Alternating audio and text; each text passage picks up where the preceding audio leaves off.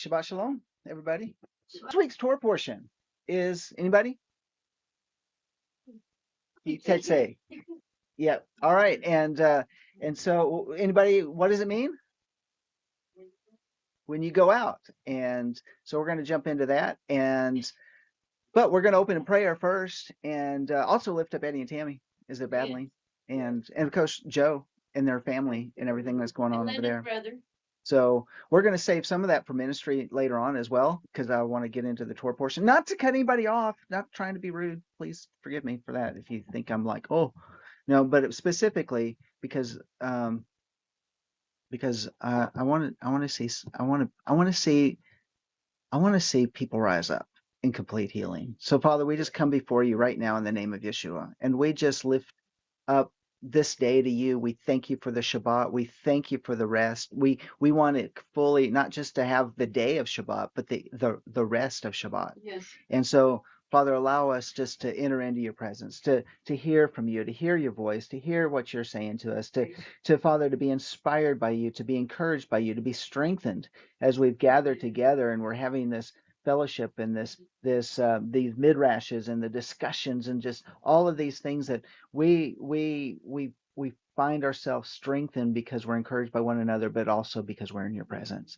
And in your presence, Father, there's no sickness and there's no disease and there's no unrest and there's no dysfunctions. That, Father, in your presence is healing and healing forevermore. That, Father, in your presence, that all darkness is driven out and light shines brightly.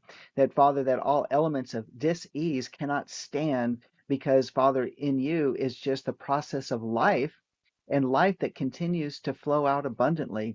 And Father, I thank you that we have in you all of the sources of light, all the sources of life. And Father, let the rivers of living water just begin to gurgle up, to spring forth into great mighty fountains. That, Father, that whatever diseases that we are dealing with, and within our families, within our bodies, within our communities, within our finances, within our relationships, that, Father, let living water come to wash out darkness, to wash out the debris, to wash out the impurities. That, Father, that we might spring forth in life. Fathers, particularly we have Joe, that in the battle of cancer in her body, that, Father, it is you that brings about the full healing. All infection is destroyed because of and must bow its knee because of the name of Yeshua. And we rebuke cancer and we rebuke infection, and we command that it cease and desist, and life be that her body responds to the words of life, that by the stripes of Yeshua, Joe is healed. And Father, specifically also for Eddie and Tammy as they're battling this flu bug, in the name of Yeshua, we command that also bow down to the name of Yeshua. That in the name of Yeshua, Eddie, Tammy, be healed, be made whole, be strengthened. Let shalom come upon their bodies, and life and that more abundantly spring forth within them, that all symptoms from the top of their head to the bottom of their feet be completely eradicated and dissipated and driven out. And Father, we just thank you that you are good and you're faithful to us. We thank you, Father, for eyes to see and ears to hear what your Spirit is speaking to us today about. Those things that reveal your kingdom, those things that reveal your nature, those things that reveal you as king, as the Melchizedek, those things that reveal things within us, that allows us to put aside those things that hinder, that prevent us from fulfilling our responsibilities within the kingdom. And so, Father, we just give these things to you in the name of Yeshua. And everybody said, Amen. Amen. All right. Okay. Well, this week's Torah portion, Ki Tetze, we've talked about that. When you go out, it's from Deuteronomy chapter 21, verse 10. Deuteronomy chapter 21, verse 10. So I want you to go there and bookmark it. And because, of course, we're going to have to bounce around a little bit. I mean, after all, It is a Torah study. So we got to use the whole Torah, don't we? All right. Deuteronomy chapter 21, it begins with verse 10. It runs through chapter 25, verse 19. And when you look at it, I think there's like over 70 of 72. All. It's 72. Yeah, 72 of the Torah instructions within Genesis through Deuteronomy. 72 of them are in this chapter, in this Torah portion. It's a lot. It's a lot to take in. And you think of it, it's like, well, this is this and this is that. So you read, if you haven't read through it on your own, because it's a good refreshing. It's good for our memories. It's good to understand what we are to do, what we're to practice now, even before we go into the land. Because of course, right, in the context of what's going on, Moses is giving the directives, he's giving the protocols. These are the things that take place. I want to remind you of your past, and I want to tell you about your future, and this is the lifestyle of the kingdom. This is what I'm telling you about. It's not about a bunch of do's and don'ts, and these are elective and these are not elective, or whatever. These are our roles and our responsibilities within the kingdom, because in them are life.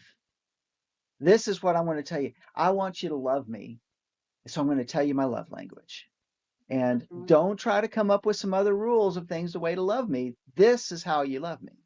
Yeshua said, if you love me, you'll keep my commandments. And so this is where Christians get caught up in, getting lost in the weeds, and they think, well, you know what? It's just love Yeshua, love your neighbor. Well, how do you do it? Well, it's in this Torah portion. It's about boundaries. It's about equal weights and measures. It's about being able to understand, how does that apply when it comes to these things of life? And really, what does it mean to be part of the family? Because if we're part of whose family? We're part of the family of the King. So if you want to be part of the family of the King, the King of righteousness, then it also means that we're royalty, and the lifestyle of royalty is being discussed here. So we got to dig into that. It's very important to be able to follow along and understand it. And a lot of people like to put their twists and their turns on it, and that's okay, but not when it comes to add to or delete. Right?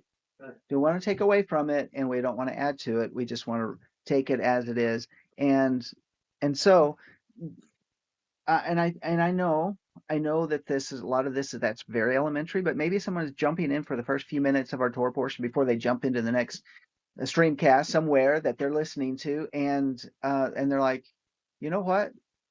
Maybe there's something that's going to trigger them to want to dig deeper, something that they want to say, I've got to have more in my relationship with Yeshua the Messiah. That I've got to have, and what is it? And that's why these Torah portions are so worthwhile looking into and studying out. But before, let's read the first verse of the Torah portion. First verse of chapter 21, verse 10. Someone read that for us.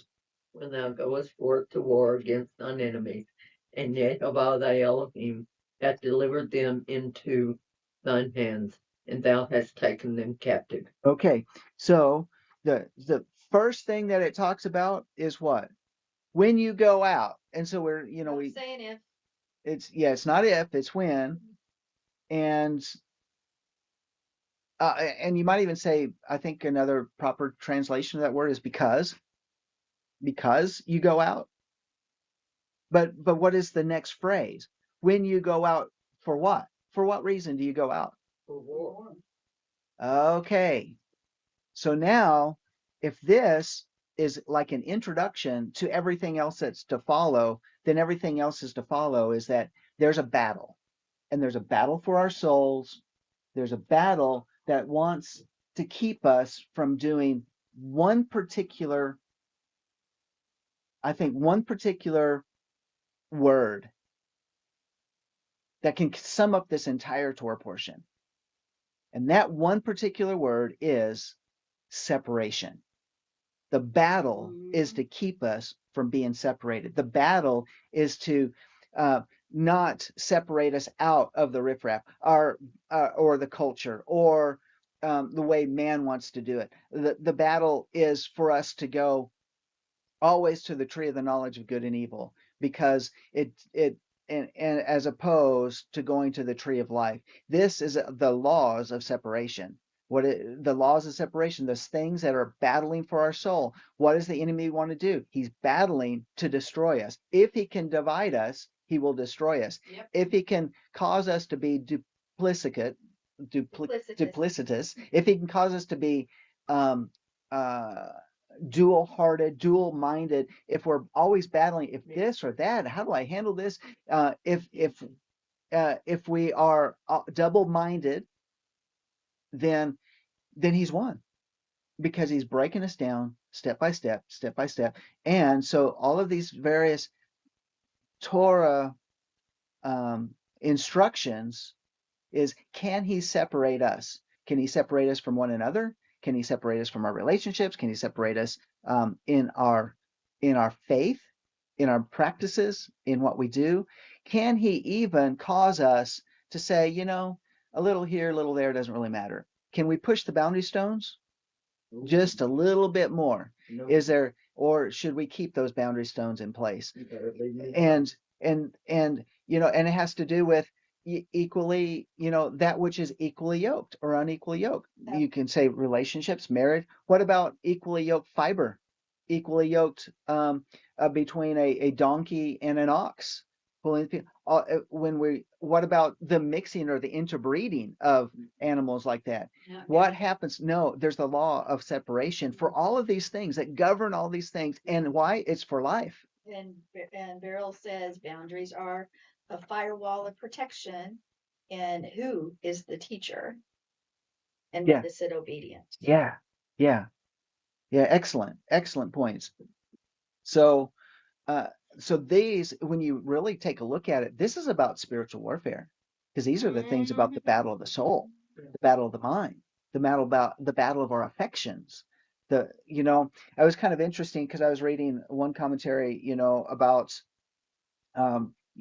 as it was kind of in the discussion of bringing in a woman that was taken captive in battle, and this is part of it. You shave her head and cut her nails, and do all these different things, take all the makeup off, make her and then after 30 days, if she wants to stay there, and if you still want her there, okay, I mean, there's a lot of requirements, and you think, but and then you think, well, what if he gets two captive women to be his wives? Or what if he has a native woman and then brings in a captive woman into the household? I mean, are we talking about like drama in the household? Yes. Yeah. I mean, seriously, there's you think about everything that could go wrong, and it probably will. Murphy is totally involved, even though Murphy is not a Hebrew name. But Murphy's law, if the enemy can take something and blow it up, he's certainly going to do it. And yet, with all of these things, is, if you go back into the Damascus documents of the Qumran, what does it say? First off, very, very narrow instructions about what is allowed for divorce, and very, very narrow instructions in terms of what is allowed in marrying, for a man to marry. It says one woman. And you think, but wait a minute, what about the Pharisees? What about Jacob? What about, all these other things? What about all these allowances? There was something on the other day that there's like, well, this guy who called himself a Christian just wanted to have a polygamous relationships. And I'm like, dude, what are you asking for? I mean, what? Trouble. Trouble, exactly. And so why is it important to understand, even when we look in the Second Temple period and the writings of those at that time? What was it? Were they trying to put too narrow of the area of the boundary stones, to where it's so you're in this complete confined area? Or is it because when I say take a second temple period writings, when I'm talking about the writings that come out of the Qumran, then you think, wow, they were so super strict. I don't know if I could have even been part of that community. And yet Yeshua comes out and he says, when the Pharisees are asking about what's allowed for divorce, and Yeshua said, well, looks like unfaithfulness, and there was two things. Abuse. No, he didn't say abuse. I got to go back and look at it. We'll come back across that again. But he was a very, very narrow But we've allowance. got to remember in that the first one divorced was God himself. Why? Because his bride wasn't faithful. So Yeah, but if somebody's beating his wife, that's abuse, and that goes on now. so I don't want to get into the areas of divorce all right now. I'm just saying when Yeshua said it, he said some very specific things, and it's very interesting because those were the teachings that were out of the Qumran, which were of the priestly class that teachings. It wasn't where the bending and the twisting and the add all of the multiple fences of the Pharisees or the Sadducees. Right, exactly. And so because we like to make accommodations for our emotional state, as opposed to aligning our emotional state with, well, this is what God says. And so I bring up divorce because divorce is a very sticky subject. And I don't want to be judged over that. He did give instructions if there was a divorce.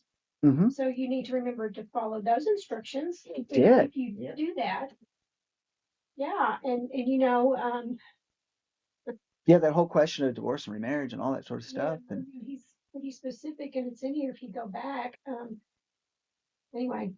If I can get, I want to say something too, that Paul said something. He said,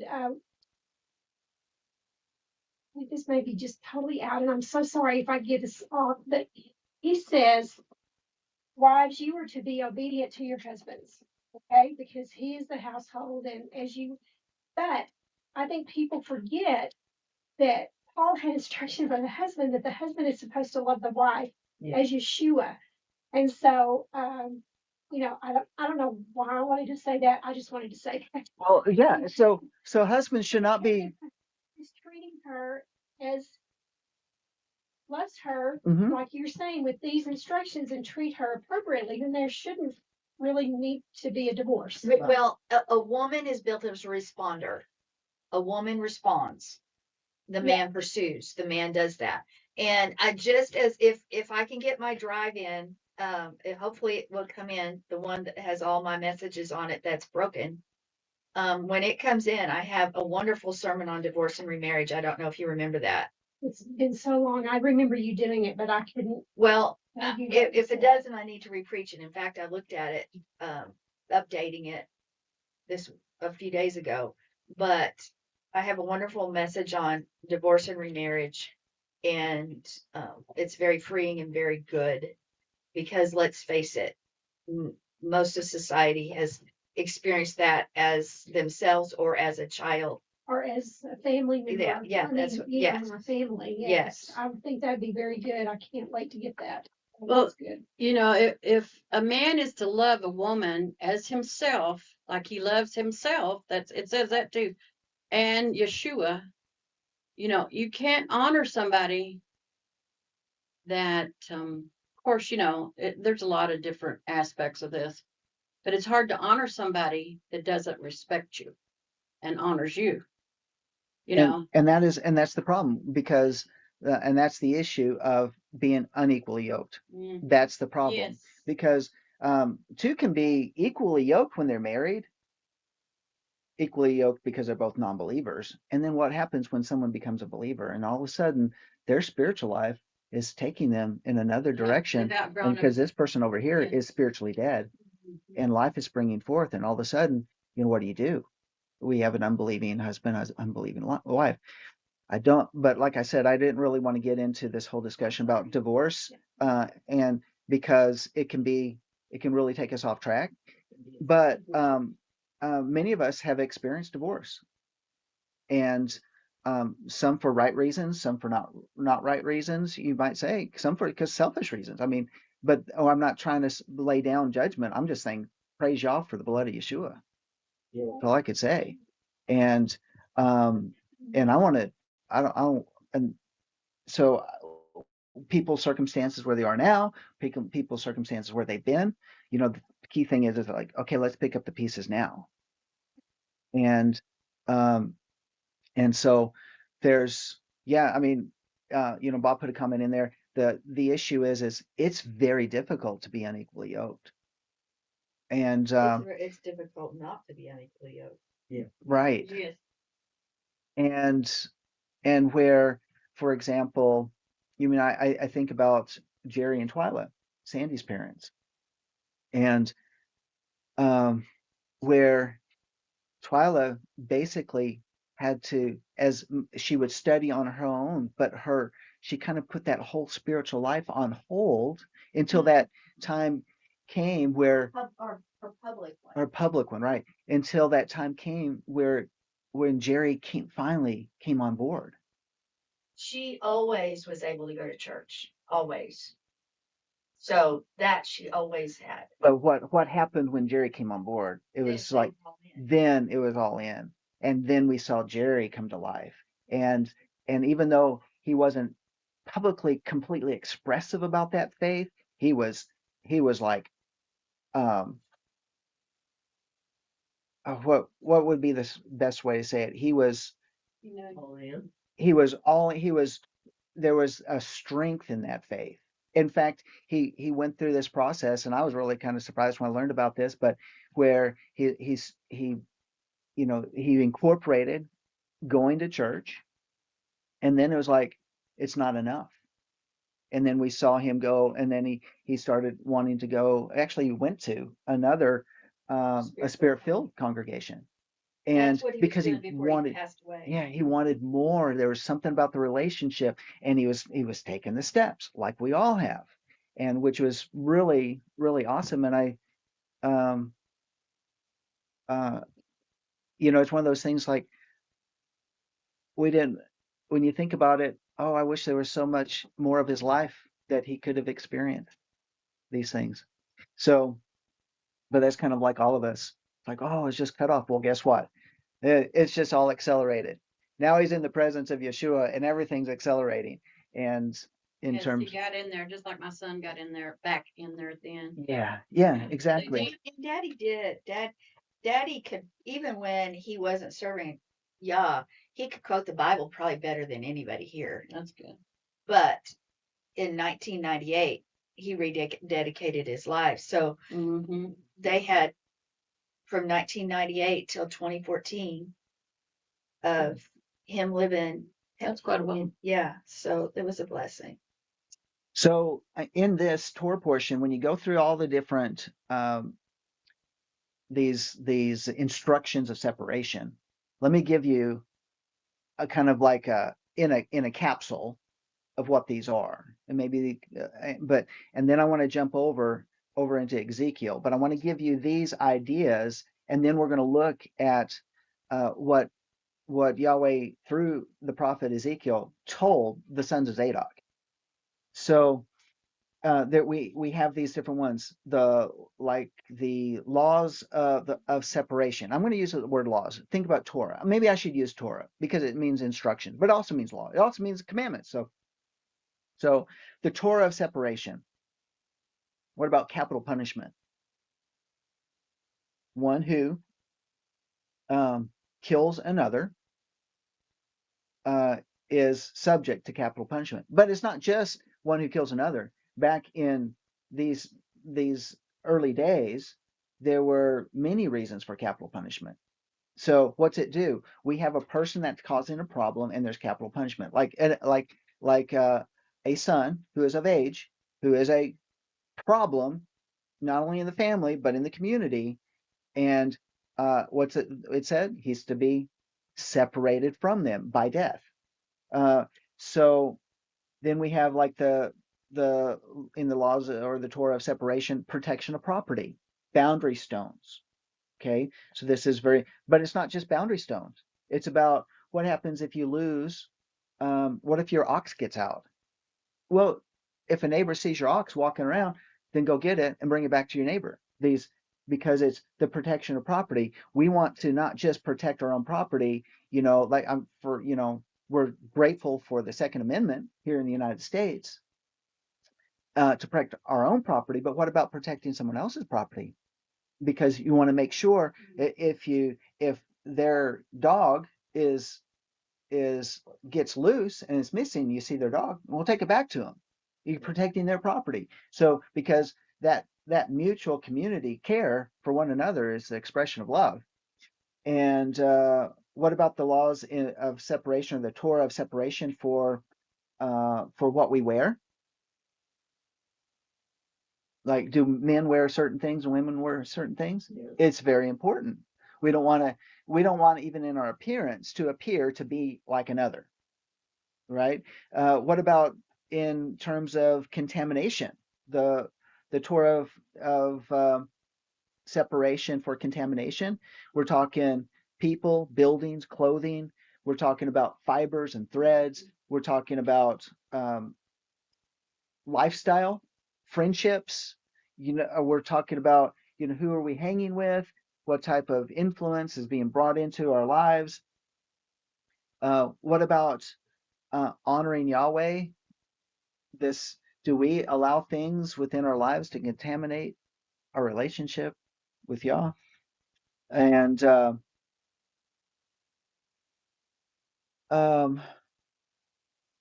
you think about the kosher laws, and how you're supposed to have a kitchen. If it's going to be kosher, that kitchen has to be completely 100% kosher. It has to be 100% clean, and where you don't cook with the same pans and the same stove or ovens or anything that's ever cooked pork. So if you ever cook pork in it, and get rid of them all, and I mean, that's on one side of it. In our culture, is it easy to do that? Can you go to a restaurant? And do we have in Amarillo, Texas, kosher restaurants? I mean, can you go to a place that they haven't cooked bacon on that same fry grill? No. So, you think about that. 2 refrigerators too, one for meat and one Yes. for dairy. 2 refrigerators. I mean, seriously. Yeah. And another one for pork, if they eat pork. Well, if they eat pork, they're probably not gonna. They're not going to worry about anything else, are they? Yeah. So, what about in terms of, like, in Deuteronomy 22:8 talks about when you're building a new house, make a parapet around your roof, so you don't bring the guilt of bloodshed on your house as someone falls from the roof. So Okay. that would be a fence. A parapet is basically a fence around the edge of your roof. But we need to take this. We've got to take it literally, but we also need to take it spiritually. We need to act so not to cause someone to fall. It's not just a physical commandment. All of this has deeper meaning. So we need to make sure that our actions and the way we do things do not cause someone else to fall from the way. Now, they can still fall from the way, but it not be because of us, because of what we've done or what we've said. Now, I'm not saying don't speak truth. I'm not saying that. But sometimes we all can be butts. Let's just face it. Am I correct or am I incorrect? Amen. It And can be too zealous too sometimes. yes. If somebody's not where you're at. And so we've got to make sure that we live accordingly, and look at it from that perspective. I don't want to take her because we could go off on a trail there real easily, but Well, let me just add to that before we go on to some of these others, and because I think it's worth kind of looking at a little bit more, because I mean, we're in a house right now. It doesn't have a parapet, and neither does any other house in our neighborhood, and shall I say any other house in most of Amarillo, right? I mean, But you don't, friends and family don't go up on your roof. That's true. Hopefully. But Would be like, even a step. I'm not talking spiritually. You were talking physically, right? So, if you've got a step, make sure that people know that there's a steps there just so they don't fall. Because our culture, we don't go up on our roof like they did. They Just your roof. used their roof as part of the house. yeah, get out there in the evenings when it's nice and cool, and because you don't have a front porch. They didn't have front porches, backyards, or anything in some of the those cities, those little villages they lived in. So you go up on the roof. Yeah, for sure. And but did you know most commercial buildings have a parapet? They Ours do. doesn't. Huh? Ours doesn't. Our commercial building? My apartment building. Oh, your apartment building? If it doesn't have a flat roof, if it's a It does. if it's a flat roof, typically will have a parapet. And if it's not a flat roof, your building does have a parapet, and because your roof doesn't just go to the edge and fall off. It'll have a ledge. Sometimes it's just 12 to 18 inches high, but it's still a parapet. And they put a cap on it. You need it. It's part of the protection of the whole system because that cap, where the walls and the roof come together is a leak, potential of a leak. So you put a metal cap on top of that to cover that to keep it from leaking. So yep, it'll do it. Okay, so here's something interesting when it comes to parapets. The Hebrew word is from Strong's H4624. The word is ma'akeh. Ma'akeh. If you're writing it down, it's MA'AQEH.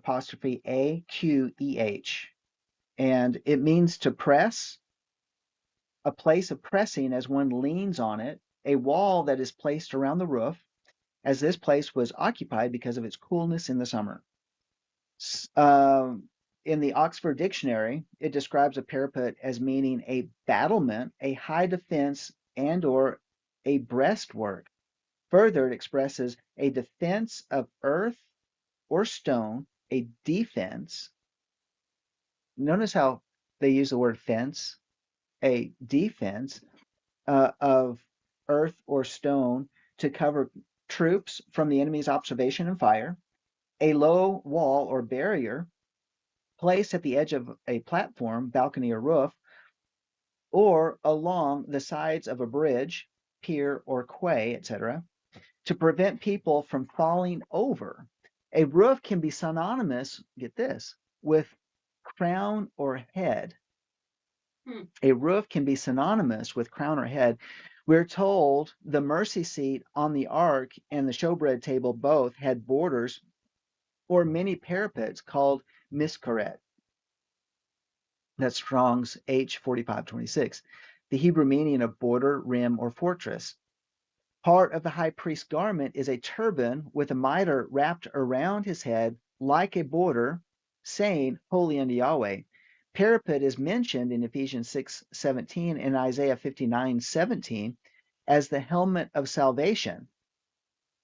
Yah or Elohim he's teaching his people to be responsible for their thoughts and to keep their heart holy before them. So think about the parapet as the wall around our head. So if you think about a house with the roof is the head of the house, is the top of the house. And shall we also say perhaps it's like the crown that is set in place around the head? And that crown is not is a representation of royalty, but it's a place by which one is guarding their head. It's protecting. It is like a helmet. Okay, let's look at it armor-wise. What is that called? The turban. It is the helmet of salvation. So that in itself should, as we're working out our salvation, should help, because we should be living it that way, should cause other people not to fall. Because that's that we are fenced in by, how are we fenced in? We're fenced in with his word. Which goes right along with that when we are then guarding our heart, our mind, and we put that into perspective, being responsible for our thoughts. What are we allowing to to fester? Are we allowing those things that we're supposed to think on anything that's good and pure and lovely and like, or are we, or of good report, are we allowing those to fester? Are we festering on the negative? Are we festering on all the problems? Are we festering on the poor character of another person? Are we festering on the negative circumstances? Or are we allowing our thoughts and our minds to be protected, because then we'll have the right perspective, and then from that right perspective, then it allows Yahweh's tree of life to bring forth fruit in order to give us the goal and the game plan, and even the map in order to navigate through those difficult people, difficult circumstances, difficult whatever. But if we allow the negativity to flourish, it's like in one part of our garden back over here, it's kind of like a couple trees have planted themselves, and there's a jungle we got to get through. We got to get rid of that jungle. We got to remove it. We got to take that thing down because it's festering and it's preventing from us to get to harvest the good fruit that's back in the back. Yeah. Okay. Some say that allegorically that it also stands for pride. So let's see. It's a metaphor for pride anyway. And Philo of Alexandria wrote in the 1st century that when people give themselves credit for intellectual and social advancement instead of giving God credit, or as I would always say, give God the glory, they are able to fall from their high positions and be destroyed. And they stumble and fall because it's the honor due Yahweh, crowning Yahweh instead of crowning ourselves. And we put on that crown, but it goes further. When you look at some other interpretations from that, it refers to it. We can bring out, when you read that verse, does it talk to like, make sure it has a parapet, make sure it has a maquet, or for your roof? It doesn't say that. It says your. Now, why would it say your unless it was really wanting us also to focus in on what is your? That makes it personal. That makes it us, ourselves. Because if it was referring to a little house, it would have said for its roof, for its upper story. But it's referring to that swelling of pride, that where we put a crown on ourselves. And what happens about pride? What does it say? Pride Goes before a fall. goes before a fall.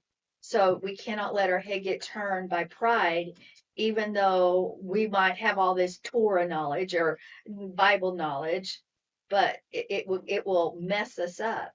And should somebody fall from it, that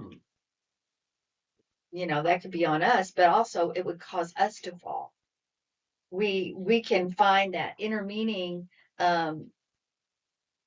as we can go into privacy and some things like that. But I think that crowning ourselves instead of putting that crown on, that salvation, that helmet, the highest part of us is our head, as is the roof. I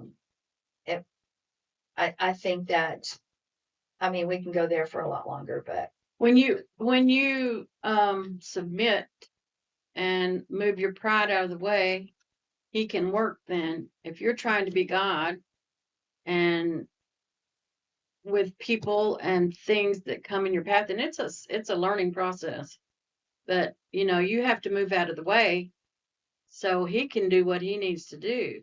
And when somebody is in your face and you don't react, you're letting him go in there and deal with this person. I was just thinking about something, you were talking about that issue of pride, because, pride is like a swelling. It's like a puffing up, right? We always get that idea. And I was just thinking about, when we were walking through the brain tumor that Twyla was fighting, that it was a swelling in her brain. It was a swelling in her head. And the tumor was small. The swelling was great. yeah. Size. And what did it do? It affected her ability to think and to talk. Well, what happens? What is pride? Oh, that affects our Swells ability. up. It's a swelling, so it affects the way we act, think, talk. Yeah, Mm-hmm. yeah. And so we saw that as a natural physical thing that she was experiencing. And you think, but when we have something cancerous, going on in our head and our thought process, it will affect everything we do, how we think about a situation, how we think. We'll even tie in that dysfunction into other parts of our life. Because We'll when you're bring it in. deceived, you don't even realize you're deceived. That's the very definition. Yeah. And so we'll relate that to our workplace, to other people's relationships, to justifications, to and it's just continues to grow and to fester until something like the inoculation to it comes in, you know, the apricot seed extract, the fenbendazole, whatever is going to that extra outside force that we need, the Holy Spirit to come and cleanse and to purify and to restore the right thinking, the What did you right say that working. was apricot seed extract? Mhm. I did say that. I threw that in, didn't I? Yeah, you did. Huh. But I'm glad. So Another way to fight what's in your body. by the way, can I just do a little side I love note on it. that? By the way, if you go to Amazon and you look up apricot seed extract, what it will send you to is going to tell you about apricot extract. Don't go there. That's the fruit apricot. And you look at it as well, it's apricot. And then we see in our mind apricot seed extract, but it's not. It's just apricot. And so you have to look for apricot seed extract. And so I learned, you know how I learned that? I read, does anybody go and read the comments of what people say about a product? Yeah, it was in the Yes, comments. some of them I do, I yeah. was like, Not wow, all of I them, just, yeah. that, because I had bought the wrong product before. So we got the right product in now. So anyway, just want to say, Well, just know sometimes there's a because difference. to apricot seed, you don't put that third word, then you're more apt to get it. Because I actually did. That's a good way to look at it as well. But still, it'll list, it will list, it'll mix them to you, apricot seed and apricot. Know the difference. And it's the same thing, anything else. Make sure you pull that up and you look at those, what does it have inside of it? Don't read into it what you think it says, read the actual. All right. Thank you. Sorry, I got just a note for everybody. We need to know these things though. Yeah. Well, that's okay. I had an opportunity to share Terry's story with a coworker who's got a family member going through things. And so I sent them to the website. Very good. For that information that Terry used. Everybody online, if you can like, share, subscribe, comment, we would love for you to do that. And comment in the after comments. So like if you go to YouTube and you pull up the YouTube after you've watched, after you've been with us, but you pull it up again, and then there's a drop down where you can put comments in on the video. It's not part of the conversation, but put comments there. That affects the algorithm as well. And if it's a good positive comment, then it'll attract others who's like, what's this about? They look at the comments, they go, oh, maybe I want to listen. So go there and help us out. We certainly appreciate that. Okay. Tell other people. So I want you to I need someone to read Philippians 4:4-8. Philippians 4:4-8. Rejoice in Jehovah always. And again I say rejoice. Let your moderation be known unto all men. And another word for that is gentleness. Okay. Jehovah is at hand. Be ye careful for nothing. Or don't be anxious for anything. Okay. I'm going to throw in those things because sometimes the King James messes, with words that we don't use today. Okay, go ahead. But in everything by prayer and supplication, with thanksgiving, let your requests be made known unto God. And the peace of God, which passeth all understanding, shall keep your hearts and minds through Christ Jesus. Finally, brethren, whatsoever things are true, whatsoever things are honest, whatsoever things are just, whatsoever things are pure, whatsoever things are lovely, whatsoever things are of good report, if there be any virtue, and if there be any praise, think on these things. There you go. And another word in there where it said whatever things are true. I think you said whatever things are honest. Is that Honest. okay? Another word for that is noble. Noble. So now we're talking about, again, this issue of royalty. This is how royalty thinks. Let's not be like the riffraff of the world. Let's elevate ourselves to who we really are. It's the same thing like with the garments. Okay, you're going to get some new garments, and these garments are not going to have any mixture of thread. But I'm going to have you add, and it's in the store portion, you're going to add tzitzit to the four corners because these are the signs of royalty. You're going to have a pure garment and the symbols of royalty. People will not mistake who you are, who you belong to. Actually now snuck a zit on my name badge because it came off the clip. So I made a zit of sorts to tie my name badge to the clip that I now wear. Very good.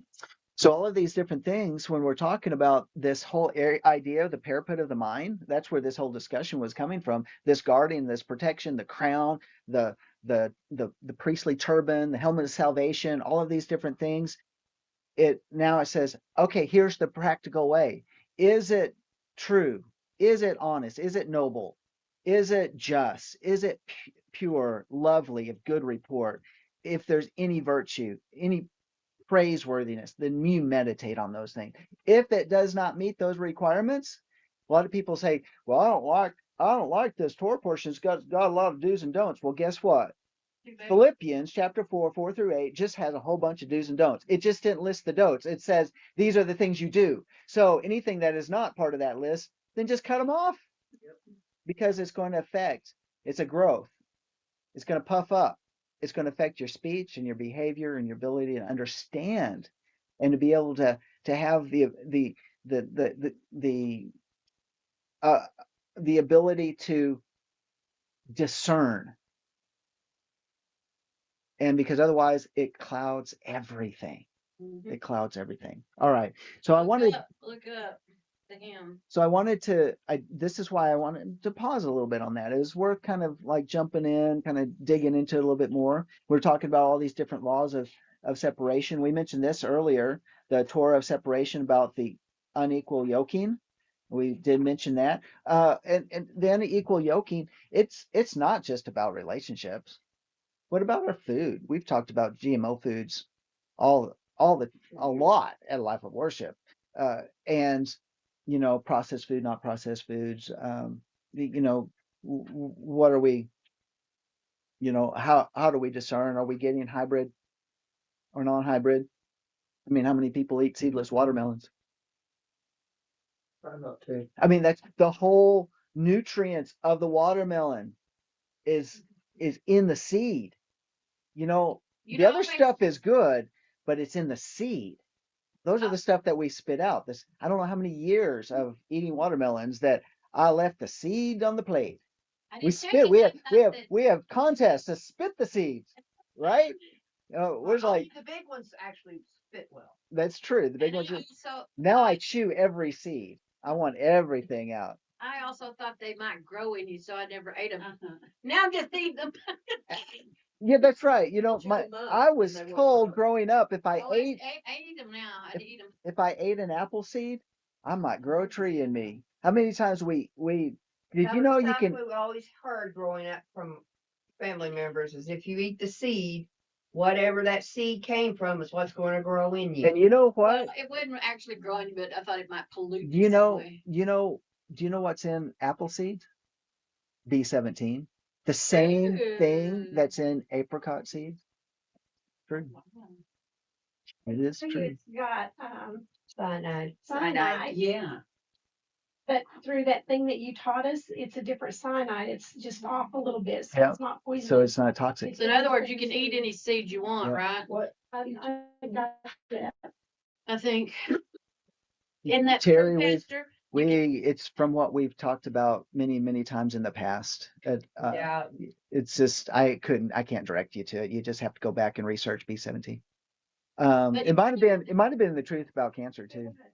It was That was in there. Yeah, the series we never finished out. we got Yeah. through 8. We still have 8 more to go on it. We never do you think did. you can pretty much Sorry guys, I apologize. Pastor, Hey Jackie, go ahead. do you think you can pretty much eat any seed you want then? Is there any seed you would say not to eat? I will. I guess we need to search it out. I But think Yeah. everybody should do their own research on it. is that an answer? It is an Yeah. answer. I'm It is. giving you a hard Because I'm time. going to tell you, because I'm not a doctor. I research things. I share what I research, but you do your own research because everybody, some people may not do well on certain things, and I don't want to make anybody unhealthy. Head on. I mean, you're Well, pretty much here lately, I've gotten some pumpkin seeds, and it's like I can't eat enough of them. really. Ooh. Pumpkin seeds are great. They're parasitic They're so too. good. Yeah. What? They're Parasitic. anti-parasitic. Oh, anti-parasitic. I thought you Yeah. said they were parasitic. Well, I did, but I forgot a word. So there's more in the laws of separation, the Torah of separation. We've talked about people. What about unequal yoking in the fibers? I mean, because we've talked about that a lot in the Not to past. mix them. Because it, I mean, there's a frequency effect. They nullify each other. We don't want to do that. And very Rico important. Cortez actually did And it. that'll mess up your frequency. I bet. In-depth teaching on the frequency of linen, wool, and cotton. Okay. Mhm. So we have unequal, and then of course in marriage we've talked about that. We've talked around that already today. There's let's see. How about this? In terms of the Torah of separation, the instruction of separation, uncleanness in the camp. We talk about that at Sukkot, but it's isn't that really important as a lifestyle? And so, I think about that. I know Monty Judas talked about this, the issue of flies. Of what? Flies. What about them? They're disgusting. So when Rommel's army moved into Africa, northern Africa, what defeated them and weakened them, it wasn't necessarily, I think it was Montgomery that went in to drive the Nazis out, the British general Montgomery, and it was part of driving them out. I think there were some other American generals that part of that as well. But what defeated them, they were a very strong army. The problem was it was a law of separation, because what they would do is they would go up to the other side of the sand dune and use relieve themselves, and then they come back, and what would happen is that would attract the flies, and the flies would get on that, and then the flies would come into camp, and the flies would come over to the kitchen and get into their food, and then the food and depositing that which was picked up over there. And so what defeated Rommel's army was dysentery and all the other diseases that go along with that because of cross contamination. And so we got to recognize what is really the true enemies, even in the natural, and we can say it in the spiritual. What are the little things that come in like bugs, and what are they tracking in? What are they tracking in to contaminate our food source? Is it not only biological but spiritual? Yeah, right. The spiritual food sources. Do we have one of the things that we battled in our garden this year is ants. Yes. We've had I mean, we're doing something and we disturb something in the garden. Next thing, there's like thousands of ants coming out. Like, where did that come from? And then, and so I go out, I get the ant killer. I don't spray the plants. I spray where they're coming out of, because they're all around the garden. Something better than that, Sam, Not to make it so. on the ants. You can use cayenne pepper and things, but that just puts a boundary. That doesn't remove them. And then in my garden, I would have to have cayenne pepper. And then what happens when you water, then you. Yeah, There's really you nothing gotta- you can. you have to say do- there's something you can spray on them though. On a lot of bugs, some dish soap and water works and things like that. But I'd have to look specifically at the For ants. ants. Okay, I sorry. think DE does well too. With applications, Yes, but if you get it wet, you have to add more. It can't Yeah. get wet. So if and you're we've had a watering- very wet season, which would make it almost null and void. But if you disturb them, you can put it down right then. So yeah, so there's so cleanness in the camp. What is it? Because what do ants do? Ants farm aphids. Ants Certain farm. breeds do, yeah. And so when they're farming aphids, what are they doing? Well, we find ants going all the way up these vines, and then you get and aphids. and then they're depositing the aphid eggs, and then the aphids come out, and then they destroy the vine. So yeah, it's a constant battle. There's things, but what about the ants in our life? What are those little things that are pulling in, that are bringing in something that's an egg that now becomes a destroyer, a pest, as small as it is?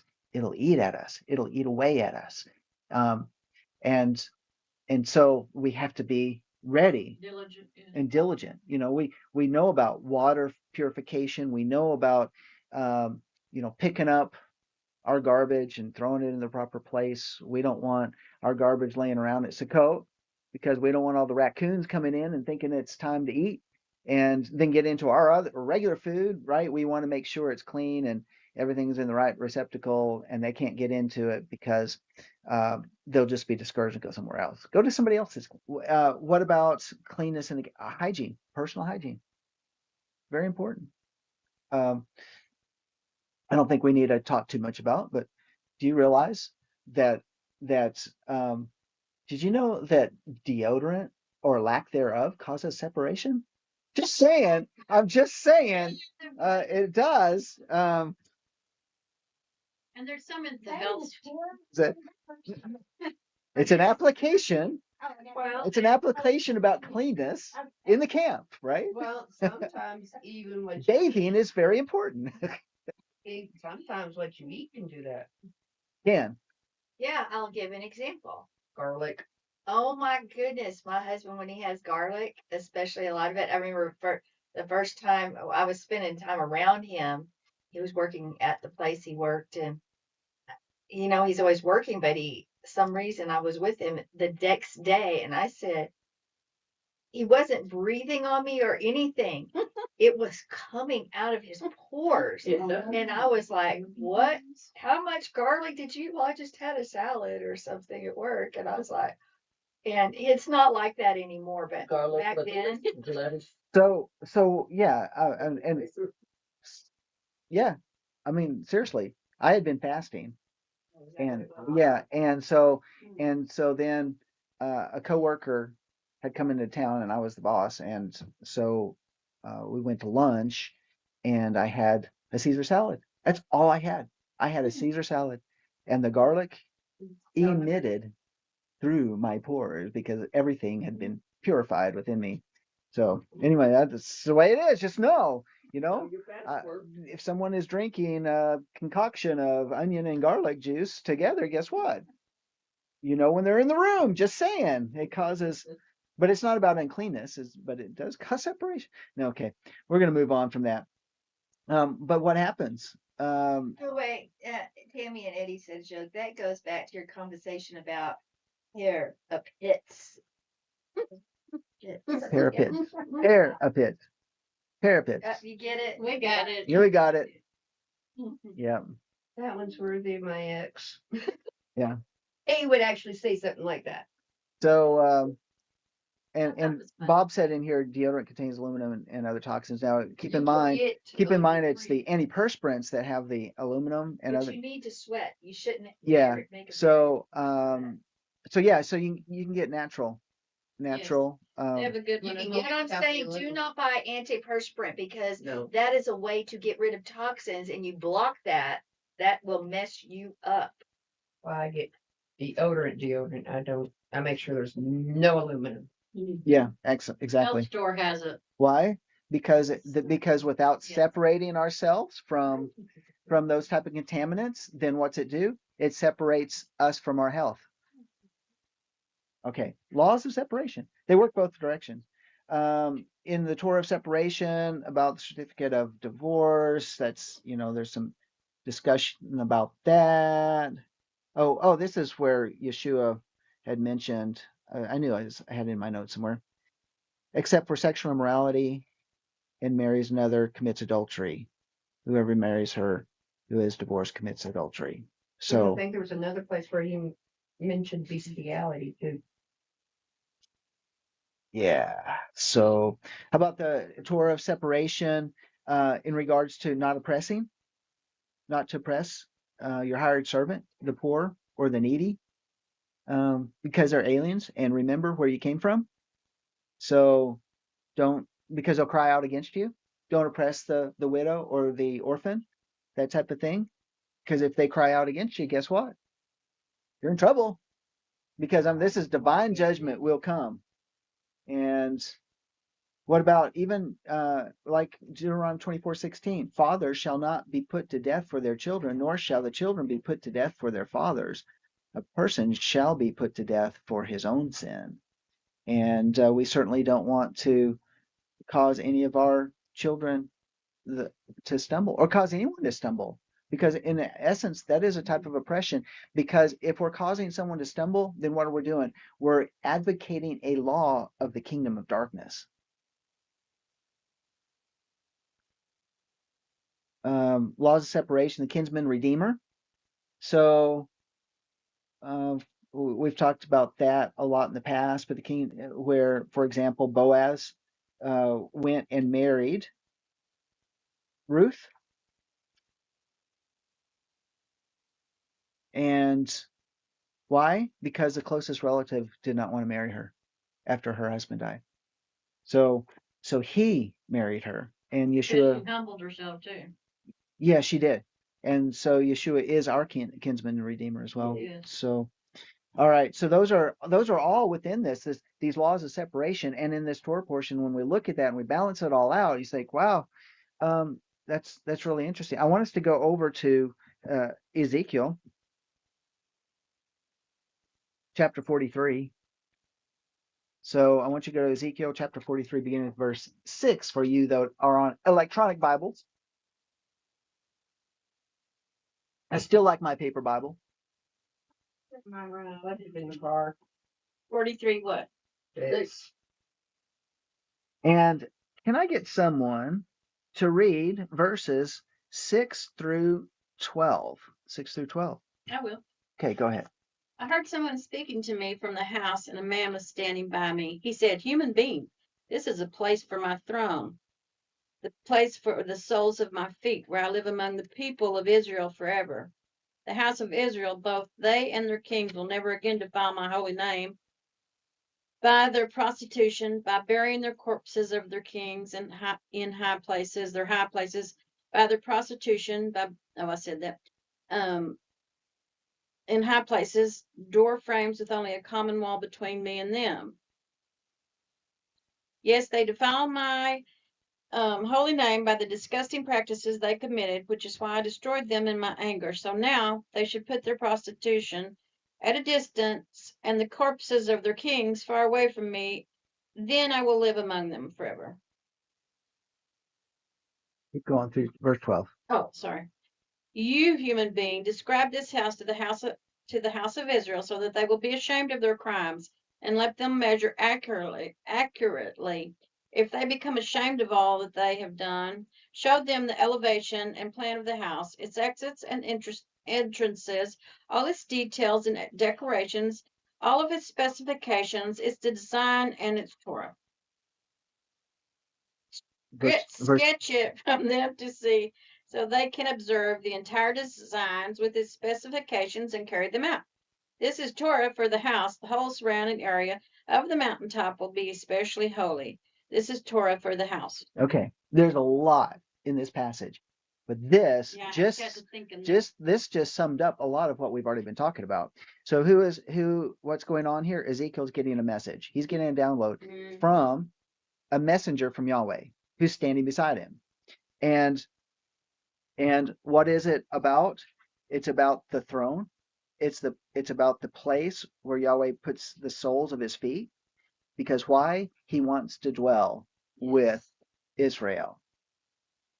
And so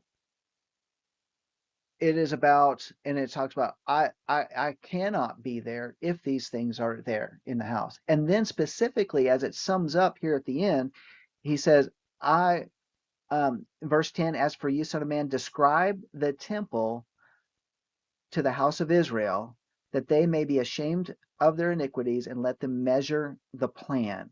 So now we're talking about measurements, equal weights and measures. We start going into chapter 44. It's talking about the very, length of this thing and that thing, and the width and the breadth and the height and all these different elements of measurements.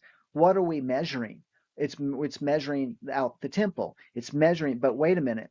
It says, this is the law of the house, verse 12. This is the Torah of the house.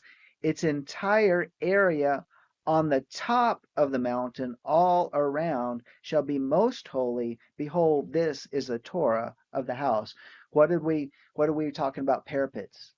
All the way around, all the way around. This crown of glory sitting on the high place, right? A house has a roof, which is a crown.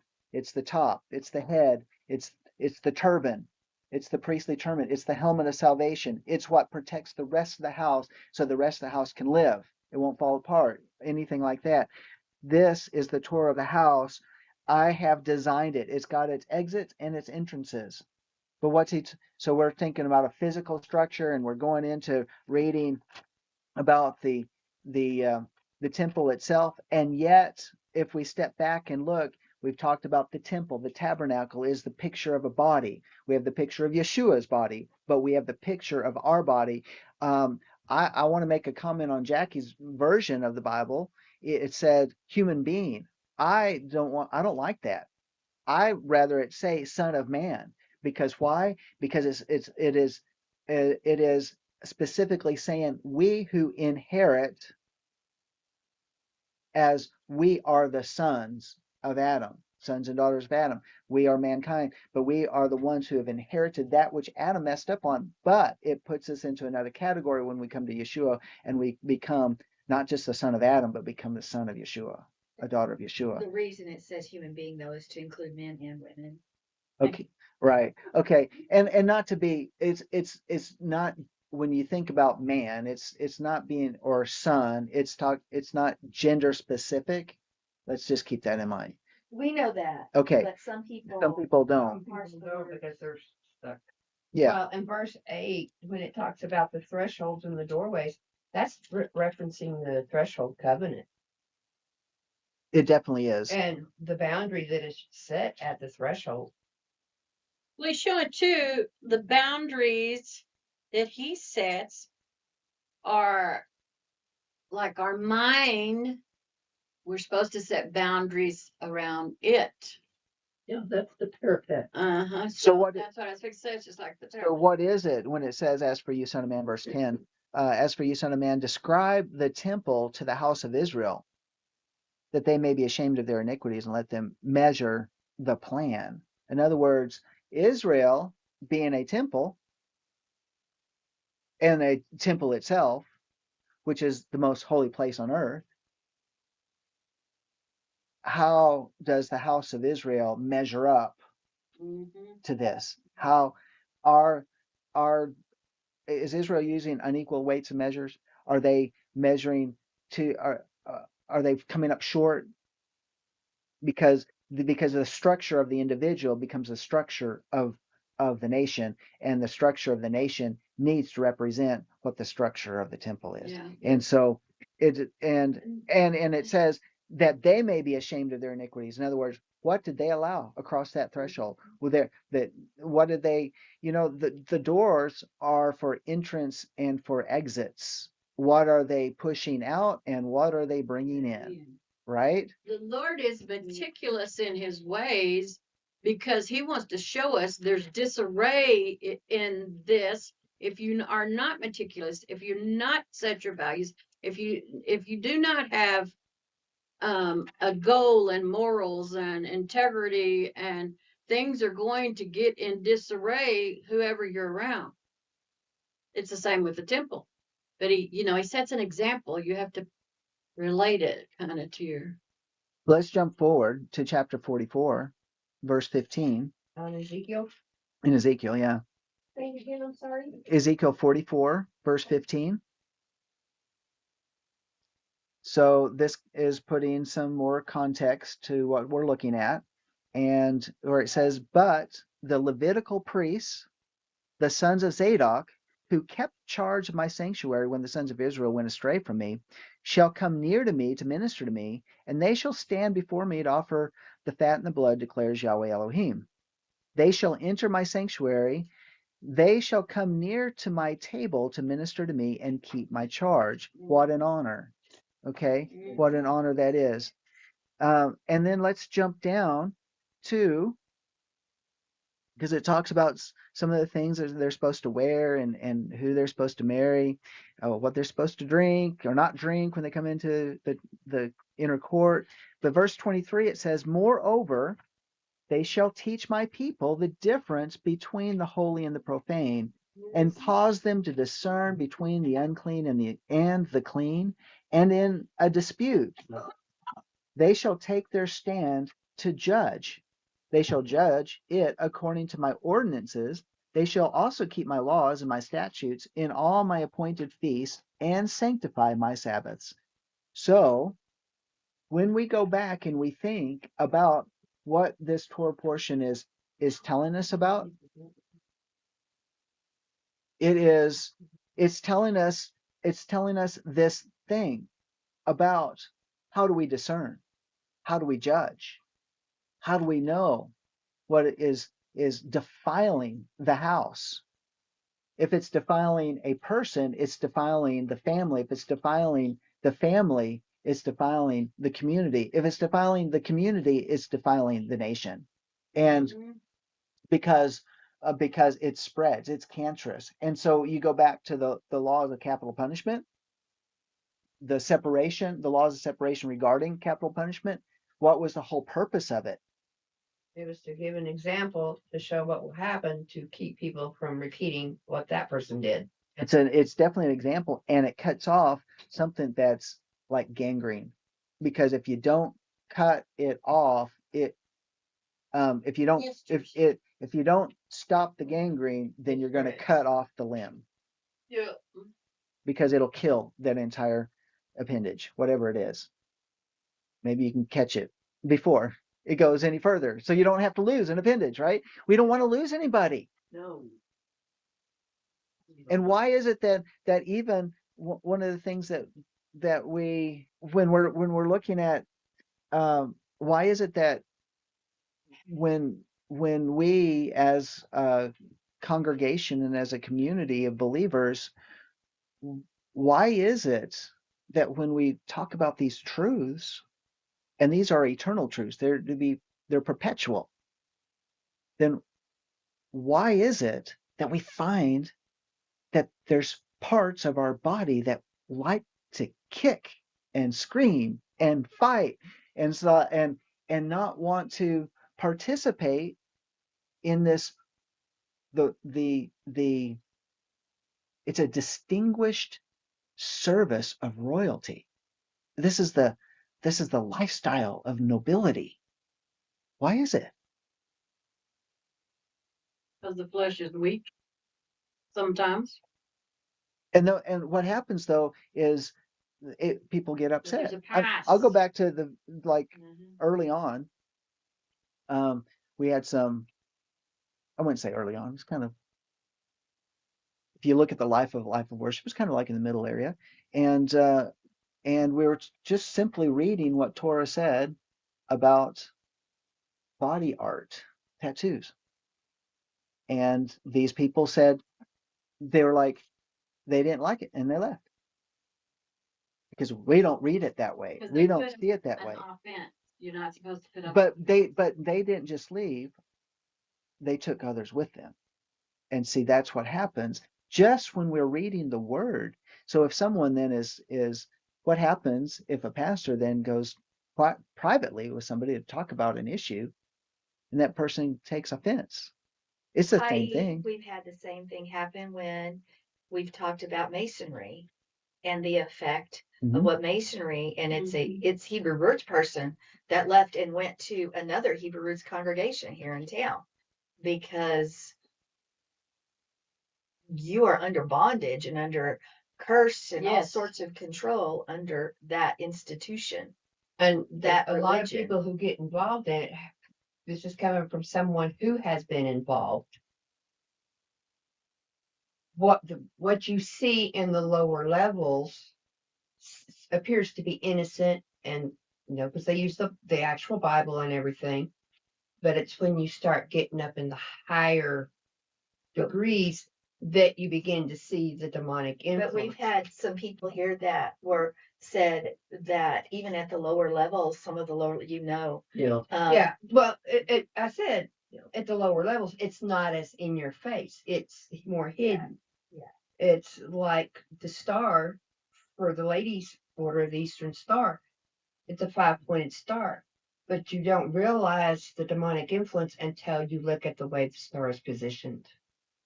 You'll see that it's twisted into the demonic orientation. Look at the It's symbols. a pagan thing. Yeah. Yeah, I mean, and on the lower levels can see the symbols. They just don't Yeah. understand those symbols. And they don't. That's the thing. They They will. don't know. They What- accept it. What they Yeah. do is it's because we've been dumbed down in our education. Yep. So we don't understand our history. We don't understand the symbols of the history, the connections to paganism, and all of that. And until one begins to discern those things, then they won't understand how they still pop up in our modern culture. Well, and this truth has got to be spoke. Y'all spoke the truth.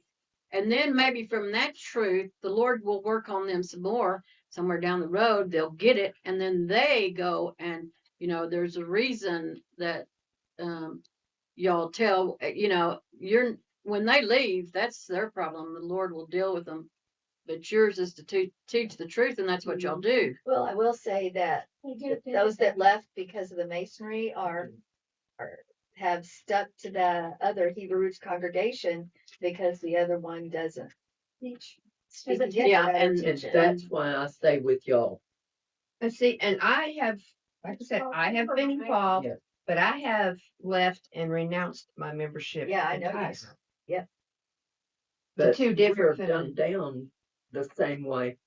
A doctor, the reason you go to an allergy doctor, because they give you just a little bit and just a little bit and just a little bit of the offense.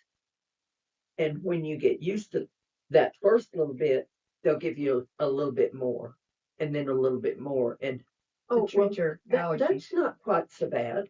And that's a thing. That's a good thing.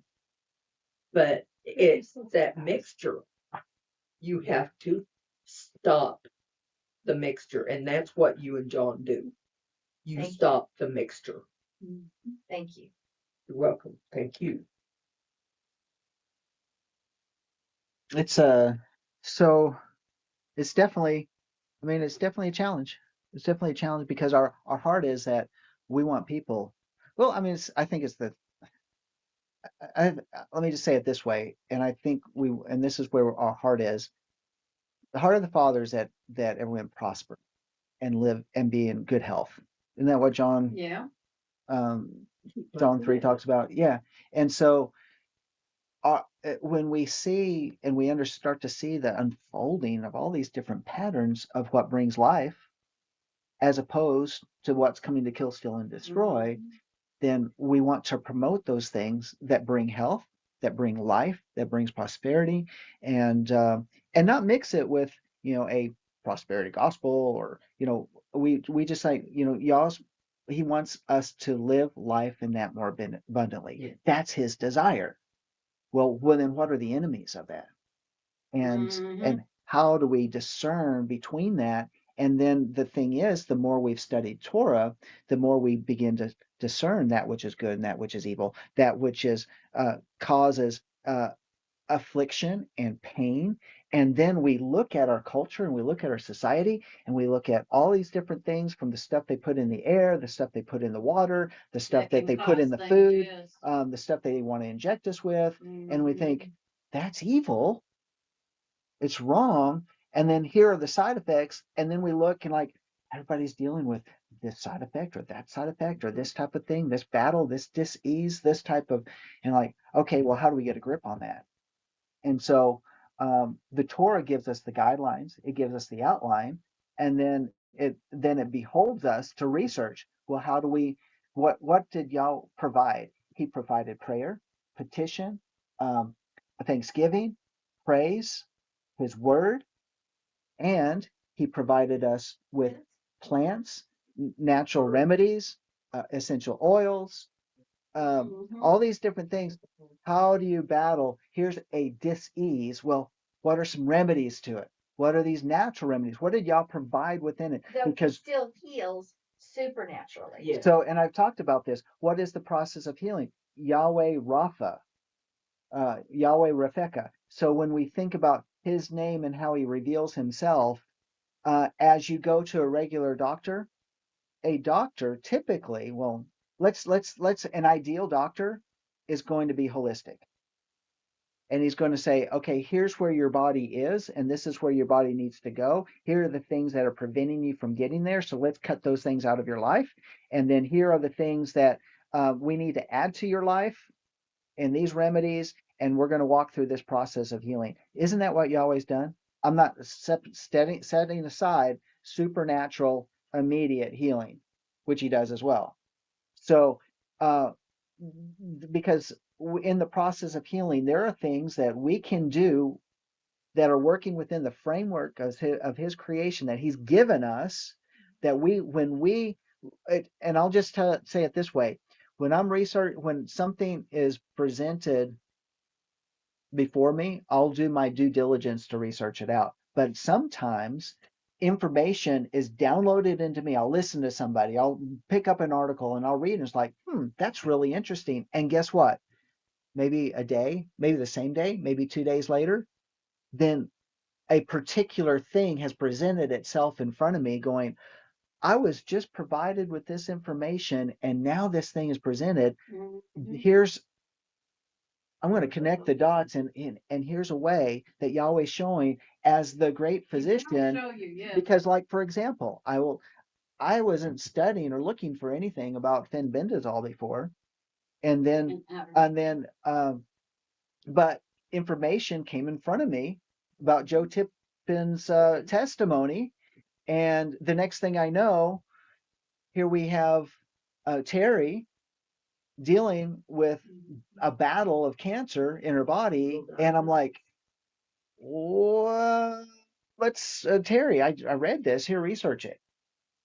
And she did more research than I had done and figured out how to apply it within her body, and it Took care of it. it took care of it. Yahweh took care of it Yahweh took care of it because there was a process that within a week. But it used Pastor because John. Yahweh, your Rafeka, Yeah. was the one that we went to. And he and yet, let's look at another way where we had people broken bones, clogged arteries, missing teeth, comas, needing to pass gas. I mean, literally, Yeah. to be able to leave the hospital.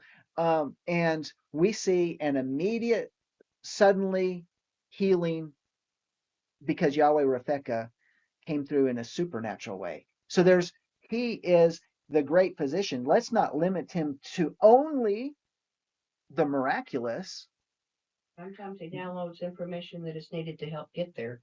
And the thing is sometimes it's deliverance. Sometimes it comes through a word of knowledge. Actually, healing is blocked because you need deliverance. So we have all of these different things, and how do we find out? Is because we have to go, as it said, and we read over there in Philippians chapter 4, let be anxious for nothing, but in everything through prayer and petition. Why? Because there's a download. The peace of Yah, this supernatural understanding guarding our heart and our mind, all of a sudden now can push away all the bad stuff and push away all of the even to be able to discern what is the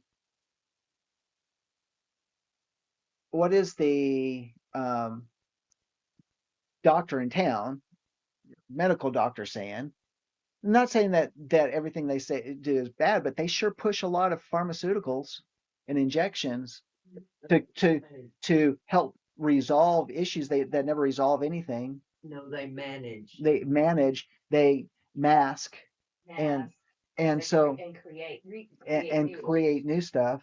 So um, how do we work through these processes? And we live in an information age that there's so much information that we can't we cannot afford not to be ignorant.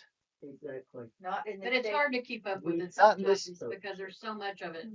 But Yeah, thank you, but Arma. I agree. but the thing is it can be overwhelming, but that's why we take it in small chunks. But you want to know one of the reasons it's overwhelming is because there's so many natural ways.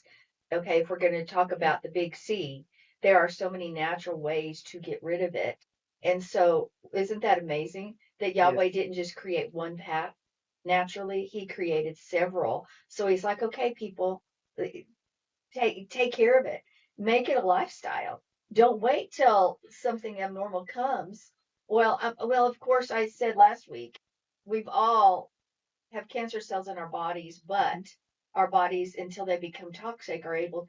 Well, we're all toxic too, but there becomes a level of toxicity within us that it can no That we longer. cannot overcome. Right. Even the main, you may have already said this, I was paying attention. Even the mainstream doctors have said that bitterness and resentment cause cancer. Yeah. They've said that. Yeah. And so, oh, there you go. Yeah. There's always So a that's where the start. warring comes in. Yeah. Maybe there's always a start with something spiritual that Yeah. we're not looking at. I and think people there's- don't realize it. See, if you think about the design of the enemy that comes to attack us, he'll use all of it. Your arteries. What about a stiff neck? You have that pride that you are not going to give in to anything. So you are so keyed up that those arteries are hardened. You know what I'm saying? Yeah. I mean, if you start thinking about it, you're thinking, well, I think this goes with this system or this goes with that system. Yeah. Yeah. Just like Yeah. our natural foods, the shape of them can often dictate what area of our body they bring life Yes. for. It's the same thing as what you just said. The opposite. What brings danger to those areas of the body. I love that, like Joy. the walnuts are shaped like the brain. Yeah. It's true. It looks like a little brain, doesn't it? So Bob put in here, and I think it's an interesting comment, and he said the demonic revealed itself during RFK Jr.'s last Senate hearing. Yes. It was amazing to watch. Praise Jehovah. And what happened is it was a manifestation of the thing that's going to be an obstacle that Yahweh is telling us, for they did not repent of their. Tell us, 'cause some of us don't know. They did not repent of their sorceries, their murders, their adulteries, all that sort of stuff. So so think about anybody that keeps murdering, that keeps pushing. The sorceries are pharmaceuticals, pharmakeia, and sexual immorality and all these sort of things. So, okay, just in a brief little thing, you can go back and look. There's just tons of clips on it. You can watch the whole thing if you want. But he basically, when he was talking about, one of the things he did this last week was to he removed emergency authorization for the mRNA shots. So what do you mean? So, and he removed the requirements, saying that there be no requirement for anybody to have to get a shot. If they want to get a shot, they can get a shot. If they come out and say there's a pandemic coming, you need to get this shot because it's coming. Mhm. It's going to protect you. Is that what you're That's saying? what he did.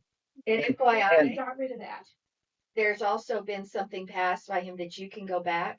If you had lost your job because of that, especially in the medical field, you can now go back and get compensation for that. Yeah. Good. So essentially what was happening is these senators saying, you said you weren't going to do this and you did it. And they were like flipping mad. And why?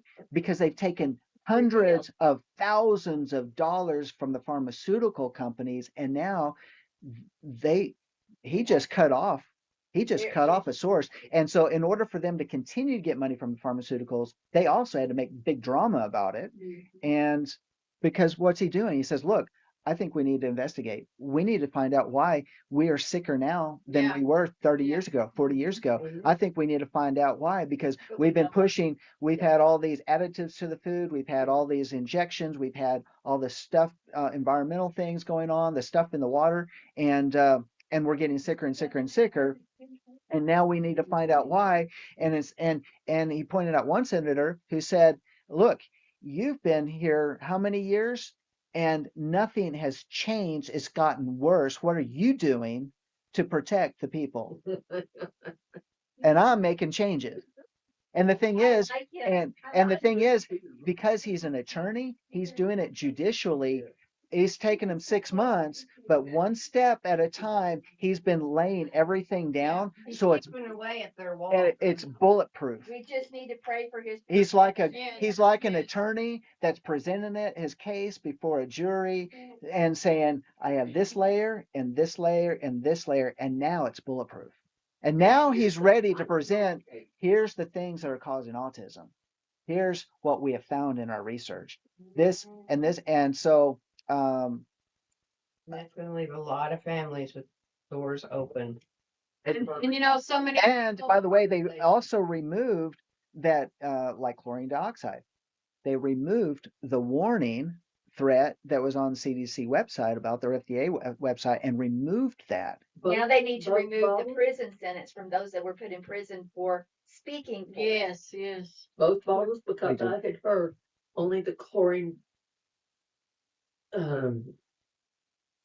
what the first part of it, but not the acid, not the hydrochloric acid.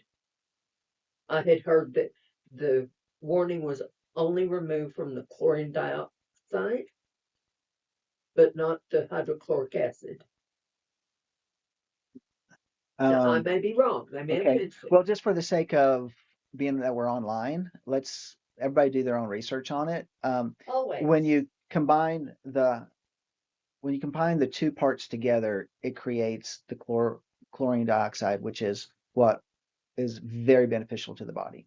Yeah. And So just give them, you're not finished, but give evidence of what, even with our dog. yeah, we've been giving it to Sugar. Not enough yet. And not enough yet. It's a process, but she's become more alert, more active. So you're saying And she's 13, so it's She's not a pup. she's not a pup. So yeah, So it's you're- really nice. She's kind of been a little bit more bouncy lately. So you're saying we don't just need the chlorine dioxide, you need something else with it? Is No, it's like a two-step process. It's a two-step process. When you put them together, it makes. I think one of the key things that we see when we look at all these different things, going back to what we talked about earlier, when you go out to battle against your enemies,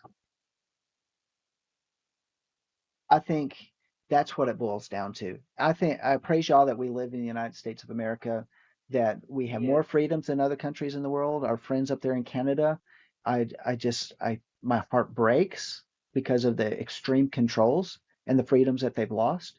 They're very good people, but people in Canada, they're starting to. I mean, since the truckers convoy and the government tried to squash that, they've been more and more speaking out against all of these different atrocities. And look what's happening in Great Britain.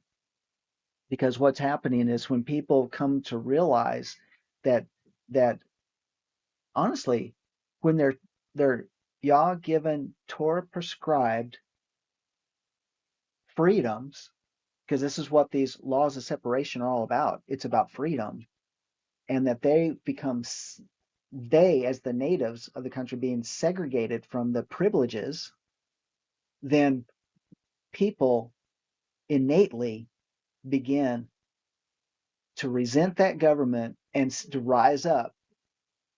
And this is one of the things that I think we're seeing within our culture, because they failed to protect borders. They failed to protect the laws. They injected bureaucratic guidelines that overrode the laws and the freedoms that those laws are meant to protect, and overrode those. And now it's become very cancerous within the societies and within the cultures. And And now, boy, when you look at the literally the tens of thousands, hundreds of thousands of people pouring out in the streets in Great Britain because they have failed, the government's failed in their number one duty, and that is to protect the people. That's right. And um, and having open societies, and this is where President Trump has done, open societies don't work. It's about the immigration. Is that Immigration is part of it, Well, but yeah, there's because what's over happened, there. because what's happened is they get extra privileges. They can do things that are outside, They're that are taking over. breaking the law Yes. and have protection. Whereas someone who just comments that, look what they're doing, they're getting thrown in jail. And this is the, Marlon Maddox back in the 1980s. Have you ever listened to Point of View on the radio? Back when people listened to terrestrial radio, Marlon Maddox called it the slippery slope. And this is, so when we looked at what were the sons of Zadok supposed to do, they were to prevent the slippery slope. Yeah. Set apart. And you think about then, because there are so many things that are permissive within our culture, even within our congregations of faith. And it's not for Pastor Sandy and I to put our thumbs on people. We don't mean to do that. We just want to guide people to those places of Everybody safety. needs to make their own choice. Everybody needs to make their own choice. And what happens when people make they don't like that guidance towards safety, then people leave. A lot of Which is times, silly. rather than Yes. weighing it out, let's weigh it out. What's going Or on? choose to disagree. Or choose to disagree. Some people, still part of this congregation, choose to disagree and still a part of the congregation. That's maturity. Because we're all kind of learning. We're all learning. We've talked about this before. How many times when we have taught one way, like when it came to the issue about the calendar, we taught one way and then we learned a better way, and we said, guys, sorry, we just learned this though, but we want to get everybody up to speed as quickly as possible too. Sandy hasn't finished out. She does have more to teach on that. But there's more. But wait, so Y'all just pray Mom's house sells and I can get myself back in gear. It needs to sell. It needs to go. Amen. Cash buyer. What I'm asking for, no fix, no rep, doesn't need repaired, but yeah, Mhm. as is full price. well, full price. I've already dropped it a whole bunch, but no more. Yeah. So our goal, is life, and I really take it to heart about these commandments that were given to the sons of Zadok, is because if we can provide the information and we rely on the wisdom and the anointing of the Holy Spirit, and we put those together, then we can figure out how do we work this out in our practical everyday experiences. And so it's really important that when we look at these sundry laws, these sundry of laws, this variety of laws, is that what's it really saying to us? Really, it's really teaching us to discern. It's teaching us about what royalty is all about according to the kingdom of Yah, the kingdom of light. It's telling us, like, these are the things that are so important to me, because it's going to provide a structure and a framework and how you're going to live with each other. You're going to be able to and how you're going to be able to live with yourself. Set your standard high. Don't set your standard low. This is how you protect not only yourself, your family, Yes. but your nation. Because when these things are strong, the enemy doesn't have a door. Mhm. There's That's no right. place for the enemy to come in. He can't come against our health. He can't come against our families. He can't come against our marriages. He can't come against our children. He can't come against us in all these. Why? Because, and the thing is that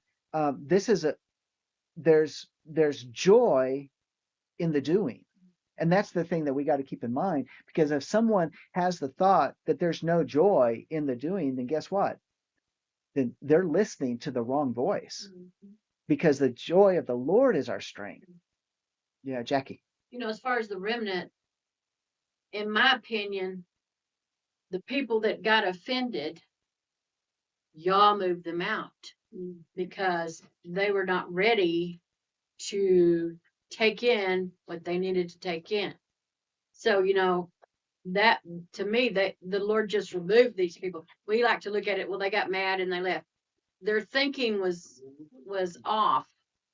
And, sometimes some of those people were moved down. So, so we have these, it's always a challenge.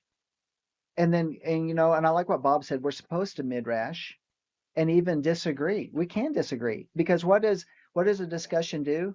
It causes us to grow. It causes us to research. It causes us to put things on the shelf until Yahweh brings the information, or we're in a place willing to listen and to hear and to absorb. The different Sometimes people do. perspectives that are needed to see a bigger picture. Yes, but sometimes people are stiff-necked or hard-headed, and they're not ready. And I mean, y'all protects us. He protects us. That's all I know.